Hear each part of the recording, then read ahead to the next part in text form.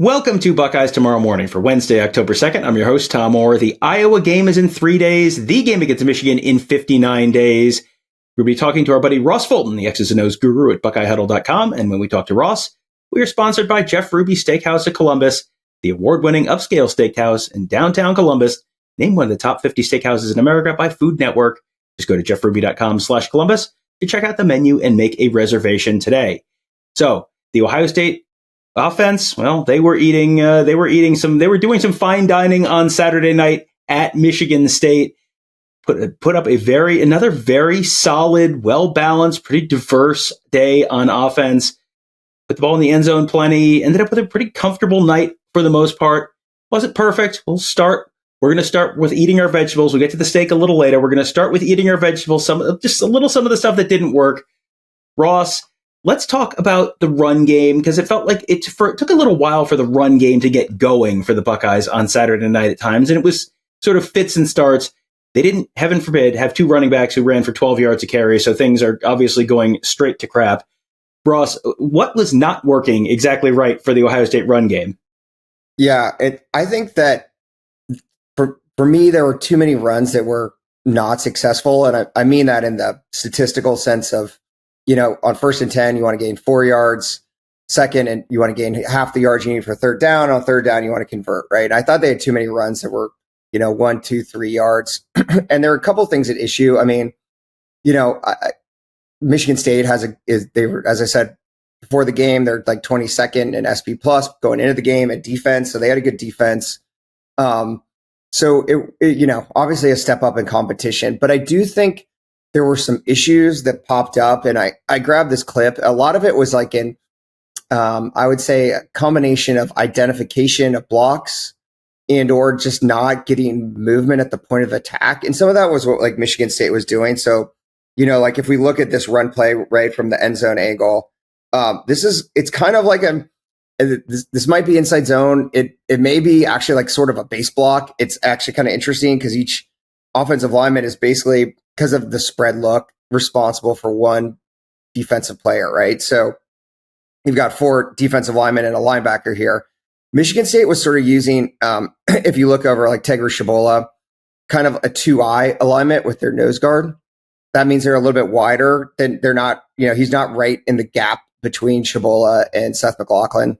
He's, sort of more over 2-eye. He's more over the eye of Tegri Shabola, right? That limits double teams. And Ohio State was running inside zone to the 3 technique, which, further limited double teams because the center stepping opposite. And so you ended up with like a lot of base blocks from the guards one-on-one with the Michigan State defensive tackles. And like, to be honest, there were just too many stalemates like you see here. Like they don't get movement at the point of attack. They got stood up, and that just makes it difficult, to successfully execute a run play when you're not creating forward movement. Obviously, like the goal with a lot of these runs is to create doubles so you can get movement and then get to the linebackers. And as I said, just because of like the way Michigan State was aligning things, the way Ohio State was running zone to the 3 technique, there just were too many where they couldn't get double teams and they couldn't get movement. And then as I said, there were little things like, on like a buck sweep or on crack toss. Again, they just weren't quite identifying the right player. So I think there are things that, despite a successful offensive performance again, that I still think they can be cleaned up. I do think we'll see here too, like, they're obviously rotating Shabola and Austin Saraveld. For my opinion, I think Saraveld is earning more and more time. I think things look a little cleaner with him in there, ability to get to the second level. So we'll see how that progresses going forward. All right. So sort of an encouraging end to that one. And that was the bad news. So now you got your vegetables out of the way. Time to feast. And this is an interesting series because this is all 3, the next 3 plays, we're going to go through them one by one, all from the same drive. So this is kind of getting a chance to watch Chip Kelly get into his bag a little bit.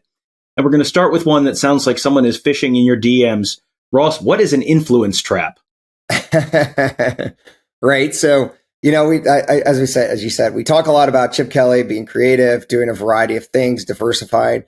So, but it's, fun to look at it concretely and like, here's 3 plays back to back to back. Let's see what he did. So the first thing when we talk about run diversity, trap. Trap is an old play that is often associated with like option or the wing T. You don't see that much in modern football, particularly from spread sets, but actually Chip Kelly's had a version of this. You can find it all the way back in his Oregon run book or playbooks. And so by influence trap, what I mean is that both guards are pulling and kicking. And so the play is designed, it's going up the left side, right? And so I guess the first thing I should know before we even get to the actual blocking scheme is the formation alignment. So Ohio State's a very open formation here, right? So you got trips to the field or the wide side, and you got open, no tight end look here, right? Or you have I should say G. Scott's on the field, but the tight end split out wide. So you have a single receiver to one side, trips to the other. So very spread out. Trayvon Henderson comes in motion in the backfield. So you're giving a pass look, and you can see how Michigan State plays this. They've got 2 high safeties. They've got 3 over 3 with the trips receivers. Again, we saw Ohio State, particularly how they open the games. It's like hit you with RPOs, bam, bam, bam. Like you saw the ball get out right away to Cornell Tate. You saw it get out right away to Emeka Ibuka. It's sort of like the jab, right? And so the goal here is like defenses are going to stop cheating eventually. And like they're going to honor the threat of the wide receiver reliefs outside. And that gives you advantageous numbers inside. So then, as I was saying, so you're going to get an influence trap, and it's somewhat easier to see from the end zone camera. But you've got basically the left guard is going to kick out the defensive end. And the goal, the term influence, right, is you want that defensive tackle when he sees that occur to widen out. And that sets up the trap. So then the trap's coming from the right guard, kicking him out. It's just old school trap principle. So like the center is going to block back on the defensive tackle. The play side tackle is going to crack down on the play side linebacker. And the goal, and then the single receiver, Jeremiah Smith, is going to crack the safety. Because, good rule of thumb, don't block corners, block safeties, make corners tackle is sort of the old rule. And so, it's so you hits up the middle, and then the goal is to be able to bounce it outside like occurs, and Trayvon Henderson's off to the races.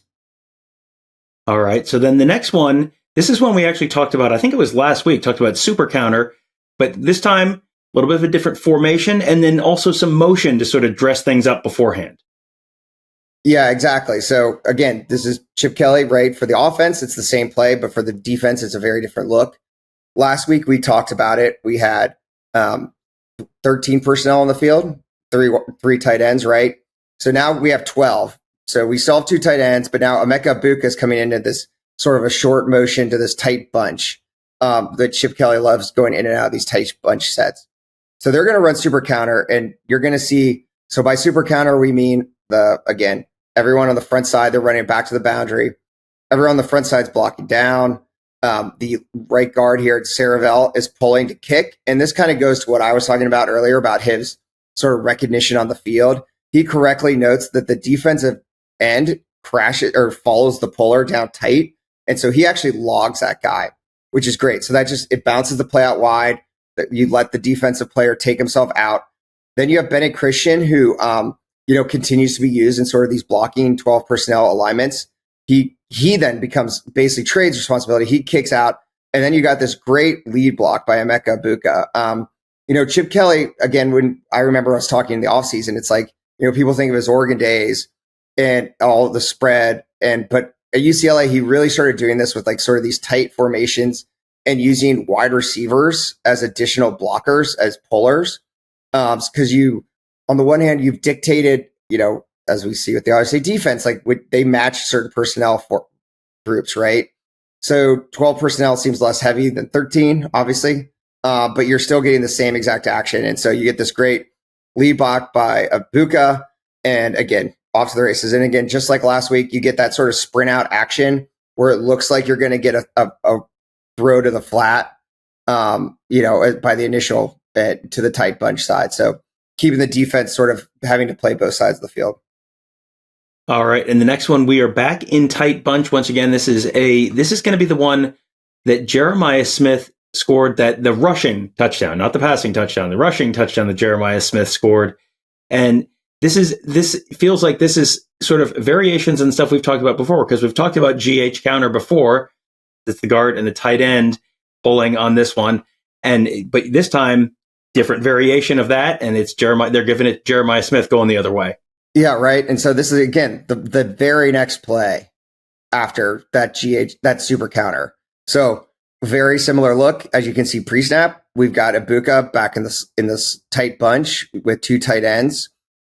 We've got we're going to give that exact same action, and so I circled the linebackers because you have to watch the linebackers at the snap, and then you have Saraville pull again. So you're really selling the GH counter. In fact, you see G Scott as the Y off, or off the line of scrimmage. He takes a couple steps as if he's pulling and leading, and then he basically reverses course and leads out on the reverse. And then you have Ibuka to set the edge for the reverse, and obviously Will Howard and Quinshon Junkins fake the counter that you use. Sort of a Will Howard reverses out, and so hands the ball behind him to Jeremiah Smith, which obviously, like, good faking, having the quarterback turn his back to the defense. Obviously, you don't know what's going to happen with the ball. And so, yeah. And then, as I said, you can watch the Michigan State linebackers, because just like we talked about last week with the Marshall boundary safety after seeing crack toss, like, I'm not going to let that happen again. These linebackers are flowing hard over the top. They've seen the super counter. They know it comes from this formation. Ohio State just ran it. So now we're really iterating plays off of one another here for a touchdown. And so we've had a couple plays in a row where it sounds like Emeka Ibuka's been doing some good work blocking on the outside, and now Emeka Ibuka gets his reward on this one. This is Y cross. This is a Ryan Day staple, but they're running this against cover one, 6-man pressure. So Michigan State bringing a little bit of heat, but Ohio State really makes it pay off here. So walk us through this last one. On that last touchdown, it was Jeremiah Smith, and obviously he had the two spectacular catches and continues to be a focus. But I think even despite having a couple of drops, like, Ibuka's blocking was great. And I think you really see him in these high leverage situations. And by that, I just mean, third or fourth down where they really need to make a play. They really turn to him. And that actually kind of caught Will Howard. So on his interception, right? So we obviously had, like, that was probably the worst play for Will Howard maybe we've seen this year. And, credit to Michigan State. They fooled him on that. They ran like a cover 2 trap. We've talked about that for Ohio State defense, right? And so I think Howard, the series before, had completed that exact same route to Ibuka on third down. It was like, they had Smith run off the coverage outside. Ibuka ran like a little hitch short of the sticks and hit him in the flat against cover 3. But that time they brought pressure.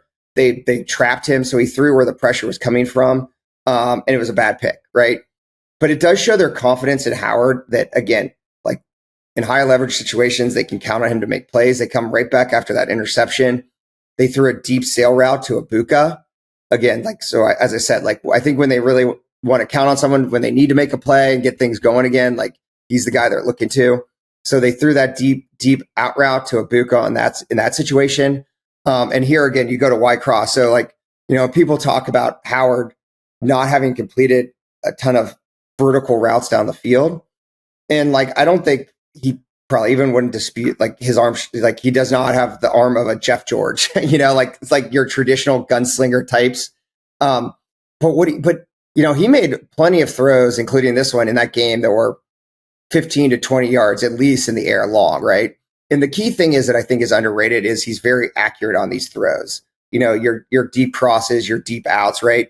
So this is another 6-man pressure, just like Michigan State showed to him on the interception. And, they pretty much telegraphed, right, that it's going to be cover 1. And so, as you said, this is a Ryan Day, Chip Kelly staple. It's just called Y cross. So Emeka Ibuka, as the inside receiver, is running like a deep cross or deep over route. You have the dig coming behind it that can often be completed. And then they kind of, there's a couple ways they can run it, but they also have Jeremiah Smith on the drag route across. But, couple things to note here. One, the pass protection is great, right? And so Travion Henderson rightly has got a lot of plaudits, including out of that game, for his pass protection. He does a great job picking up the linebacker blitz here. But I also think the offensive line did a really nice job, and like the pass protection throughout the game was excellent.